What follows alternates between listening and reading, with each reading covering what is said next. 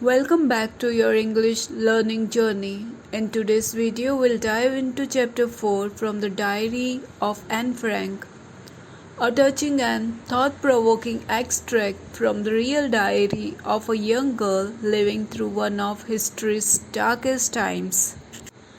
This story not only improves your language skills, but also inspires you with Anne's honesty, courage, and sense of humor even in tough situations. So let's get started and learn with interest. Anne Frank was a Jewish girl who was born in Germany on June 12, 1929. She wrote a diary when she was hiding from the Nazis. She was hiding in Amsterdam, a city in the Netherlands, with her family and 4 other people. This happened during World War II when Germany had taken control of the Netherlands. Anne's family moved to Amsterdam to escape from the Nazis when they became powerful in Germany. But later, the Nazis also took control of the Netherlands, so Anne's family got trapped there and could not escape anymore. When the Nazis started treating the Jewish people more cruelly, Anne's family decided to hide. In July 1942, they hid in secret rooms that were inside Anne's father, Otto Frank's office building. After hiding for 2 years, someone told the Nazis about them. They were betrayed. They were all caught and sent to concentration camps, places where Jews were kept in terrible conditions. Anne died of a disease called typhus at a camp called Bergen-Belsen just a few days after her sister Margot also died. Anne's father, Otto Frank, was the only person from the group who survived the war. After the war was over, he came back to Amsterdam and found that Anne's diary had not been destroyed, it was saved. Otto Frank believed that Anne's diary was very special and important, so he decided to publish it in English with the title The Diary of a Young Girl. Anne Frank got the diary as a gift on her 13th birthday. In this diary, she wrote about the events in her life, starting from June 12, 1942 until August 1, 1944, which was her last entry. Anne had written the diary in Dutch, the language of the Netherlands. Later, it was translated into many different languages. It became one of the most famous and widely read books in the world. Many movies, TV shows, stage dramas, and even an opera, a musical drama, have been made based on Anne Frank's diary. People say the diary shows that Anne had a deep and wise way of thinking, even though she was very young. Her diary gives a close and personal look at how people lived under the cruel Nazi rule. Anne Frank is now one of the most well-known and talked about victims of the Holocaust, the mass killing of Jews by the Nazis during World War II. For me, writing in a diary feels a bit unusual and strange. It's not just because I've never written anything before, it's also because I feel that neither I nor anyone else would be interested in the thoughts of a 13-year-old schoolgirl. Anyway, it's okay, I just feel like writing. I really want to express and share all the things I've been holding inside. I remembered a saying, paper has more patience than people. This thought came to me on a day when I felt sad and bored. I was sitting at home, tired and confused, not sure if I should go out or stay in. In the end, I stayed where I was thinking deeply. Yes, I thought paper truly has more patience. I don't plan to show this hard-covered notebook, which I call a diary, to anyone unless one day I find a true friend. So, writing here won't make much difference. Now, I come back to the real reason I started writing a diary. I don't have any close friend to talk to. Let me explain it more clearly because people won't believe that a 13-year-old girl can feel so alone. And I am not truly alone.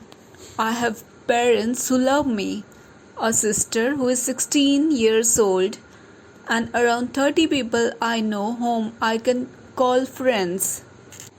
I have a proper family, kind aunts, and a nice home to live in. So from the outside it looks like I have everything, but I don't have a true friend. When I am with my friends, we only focus on having fun. I'm not able to talk to them about serious or personal things, only about daily routine stuff. We can't build a deep connection or become emotionally close, and that's what troubles me.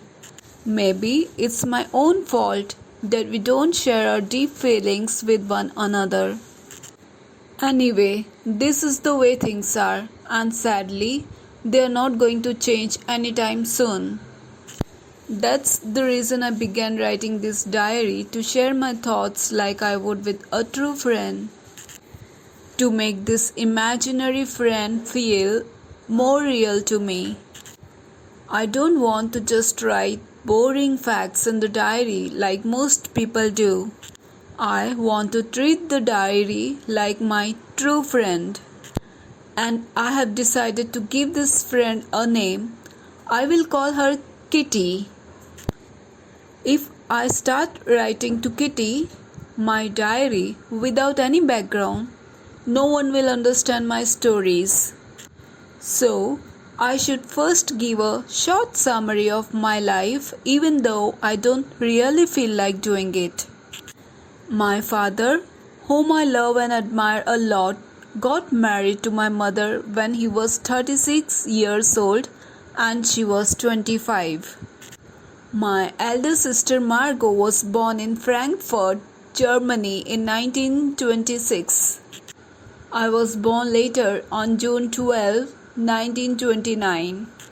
I lived in Frankfurt till the age of 4. Then in 1933, my father emigrated to Holland. My mother, Edith Hollander Frank, joined my father in Holland in September. Meanwhile, Margot and I were sent to live with our grandmother in Aachen, a city in Germany. Margot went to Holland in December. I went there in February. I was placed on the table as a funny little surprise, like a birthday gift for Margot. I immediately joined the Montessori nursery school. I studied there until I turned 6 and then I moved to class 1.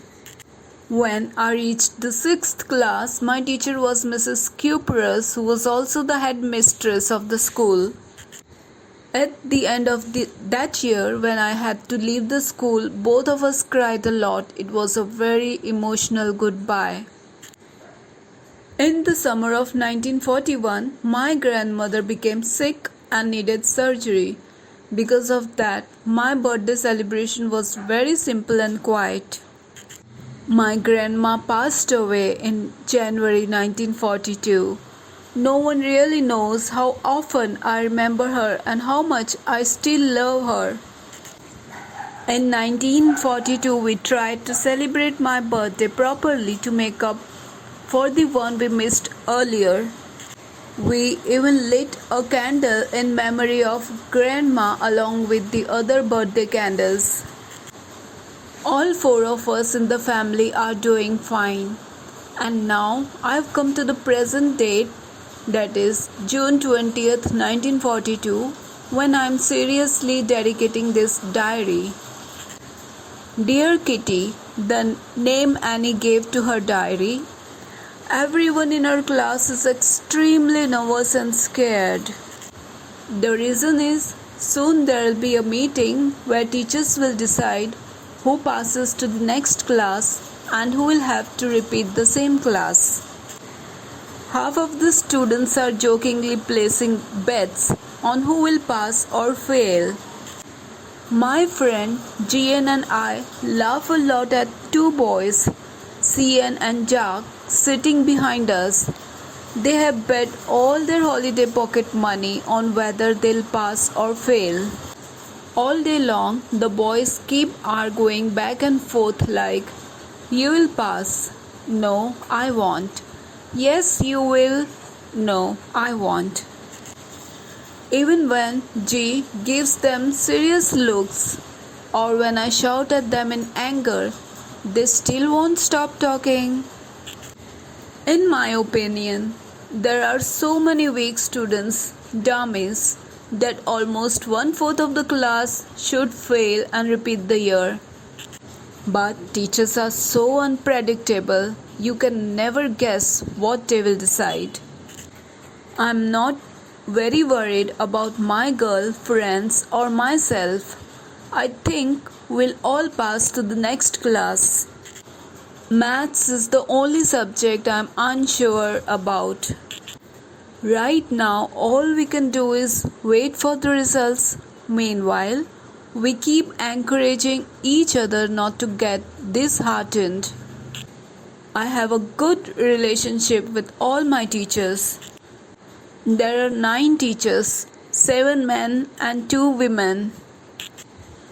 Mr. Kazing, the elderly math teacher, whom I jokingly call an old fogey, was irritated with me for a long time because I talked too much in class.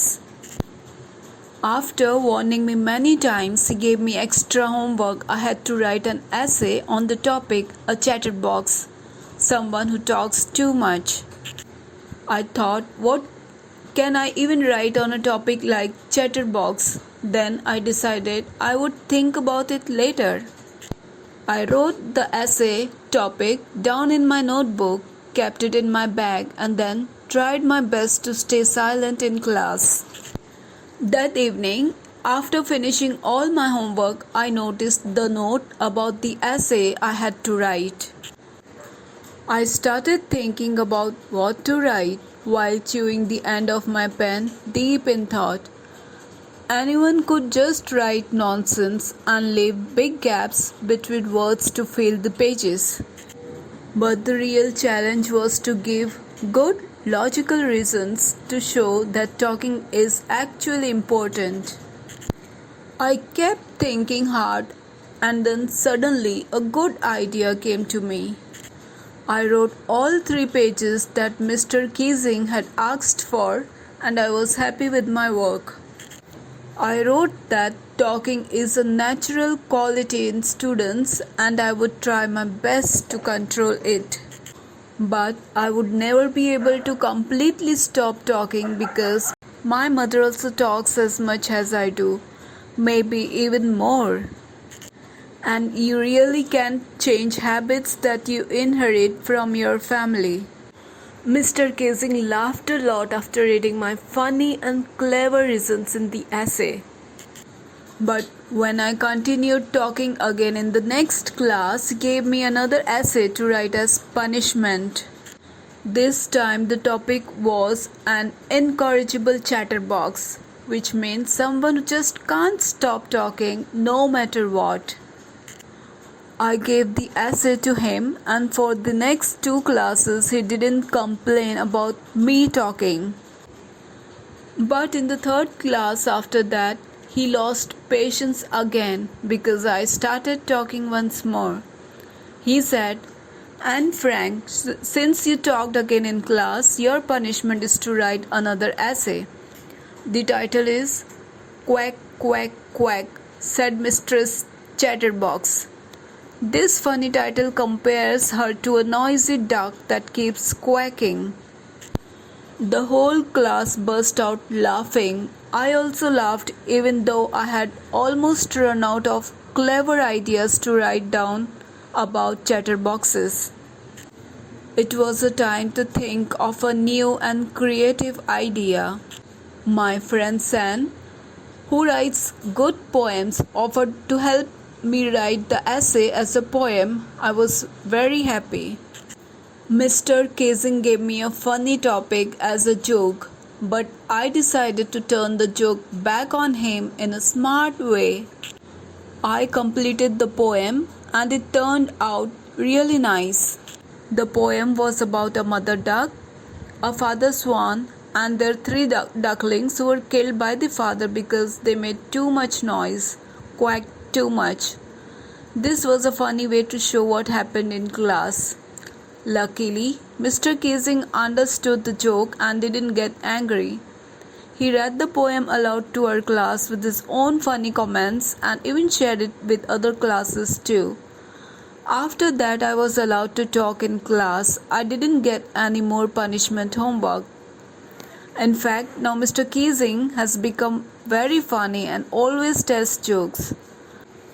An answer diary entry with love and signs off. Summary from the diary of Anne Frank. About the author. This chapter is taken from The Diary of a Young Girl, written by Anne Frank, a 13-year-old Jewish girl who went into hiding during World War II to escape the Nazis.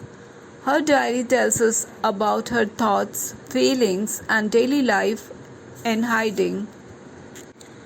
Anne Frank receives a diary on her 13th birthday and decides to write in it because she feels she has no true friends to share her thoughts with. Even though she has family and many classmates, she cannot open up deeply to anyone. So, she names her diary Kitty and treats it like her best friend. She begins by giving some background about her family and schooling. Her father is kind and loving, and she has a sister named Margot. They moved from Germany to Holland, the Netherlands, when Hitler and the Nazis started troubling Jewish people. About her school life. Anne shares funny and honest experiences from school. She says the entire class was nervous because final results were about to be declared. Many students were betting on who would pass or fail and wasn't too worried except for maths. Her math teacher, Mr. Casing, often scolded her for talking too much. As punishment, he gave her extra homework, an essay on chatterbox. Instead of getting upset, Anne wrote a smart and humorous essay saying that talking is a student's trait and also something she inherited from her mother. Funny ending with the lesson. Mr. Casing found the essay funny but still gave her more essays with silly topics like an incorrigible chatterbox and quack quack quack said Mistress Chatterbox, and turned the last one into a funny poem with help from her friend San about a father swan punishing his ducklings for quacking too much. Mr. Casing laughed at her creativity, read it to the class and even to other classes. After that, he never scolded her again. Instead, he started making jokes himself. Message of the chapter. This chapter shows us how Anne was witty, honest, and deeply thoughtful even at a young age. It teaches us the importance of freedom of expression, friendship, and how we can face even tough situations with humor and intelligence. And that was the full explanation of From the Diary of Anne Frank. Anne's story reminds us how even in the hardest times, a young girl's thoughts and dreams can shine with honesty, courage, and hope. I hope this explanation helped you understand the chapter better. Don't forget to check out the next videos for question answers, grammar, and the worksheet. Like, share, and subscribe to stay updated. And drop your thoughts in the comments below. I would love to hear from you. Happy learning and keep revising smartly.